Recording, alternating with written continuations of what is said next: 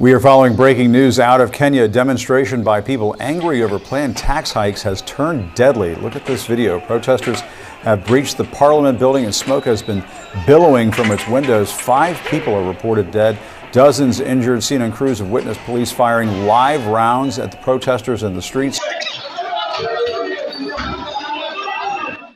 Mr. Speaker, sir, I'm here to address you. You must go. Ruto must go. Kwapa. In Nairobi, in Kenya, the city is reeling from a day of chaos and violence. Protesters have been clashing with police. The protesters are angry over proposed tax increases and the rising cost of living under President William Ruto. Earlier, demonstrators stormed Parliament.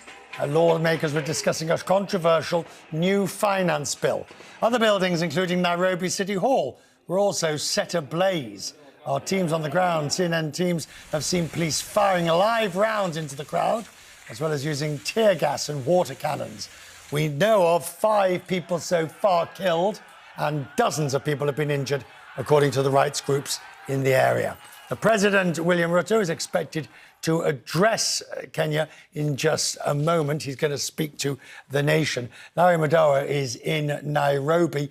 This seems to be deteriorating, despite the best efforts, if you will, of the president to say he'll meet protesters. He's willing to listen, but things that they're not listening or not, and things are getting worse.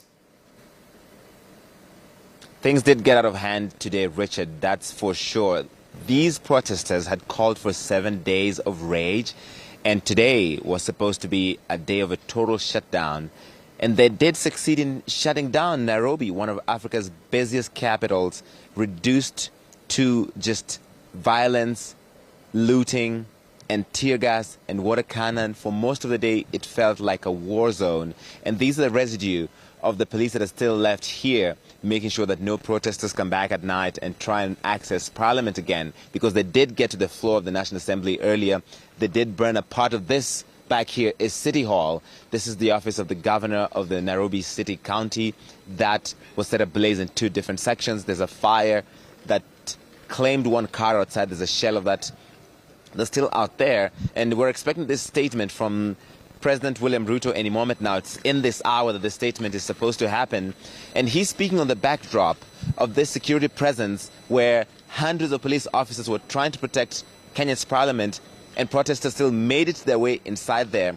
Police having to use live rounds, and at least 5 people killed as a result of that. But also take a look at this scene over here, Richard. This is Carrefour Market. It's one of the major stores here in Nairobi. It was vandalized. Let me interrupt you there. Forgive me. We're going to go now to President Ruto, who is speaking. Let's have a listen to what the president says. Institutions.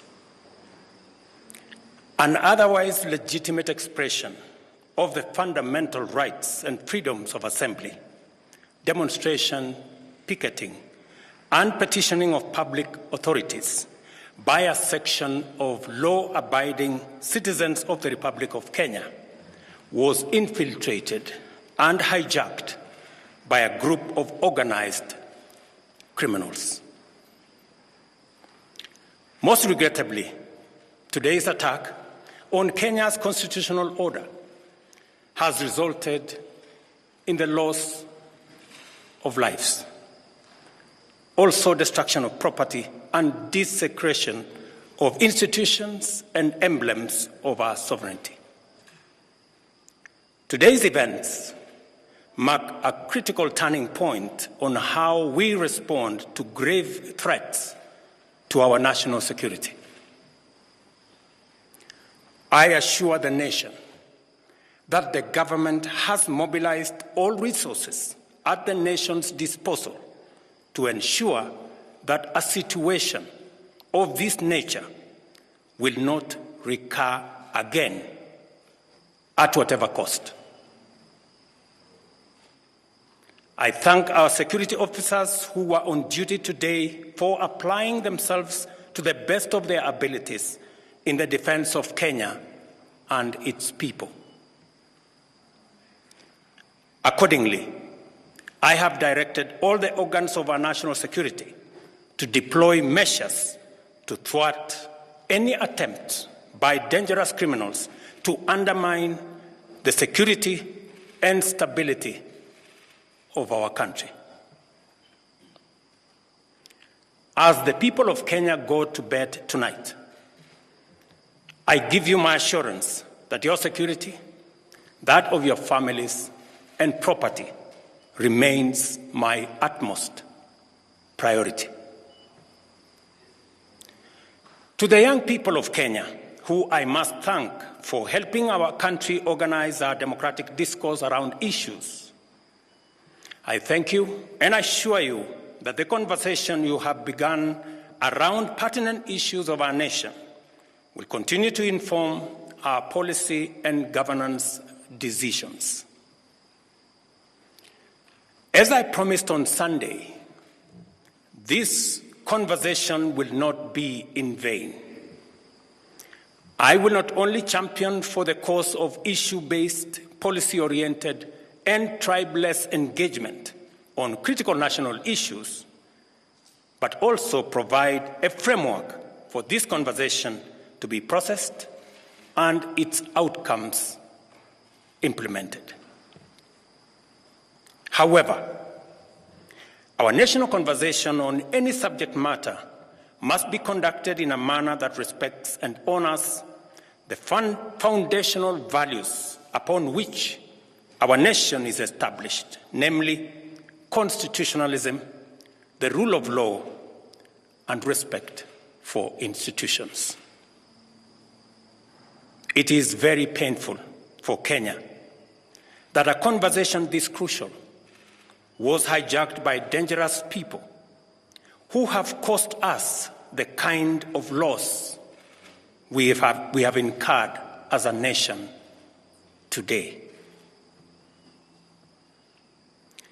It is possible that the criminals who rained terror on innocent people and attempted to challenge our law enforcement deployments are still determined to continue with their dangerous behavior. I assure the nation of the government's determination to fulfill its constitutional duty of protecting the people of Kenya against all forms of harm. I hereby put on notice the planners, financiers, orchestrators, and abettors of violence and anarchy that the security infrastructure established to protect our republic and its sovereignty will be deployed to secure the country and restore normalcy. It is not in order or even conceivable that criminals pretending to be peaceful protesters can rain terror against the people, their elected representatives, and the institutions established under our Constitution and expect to go scot-free.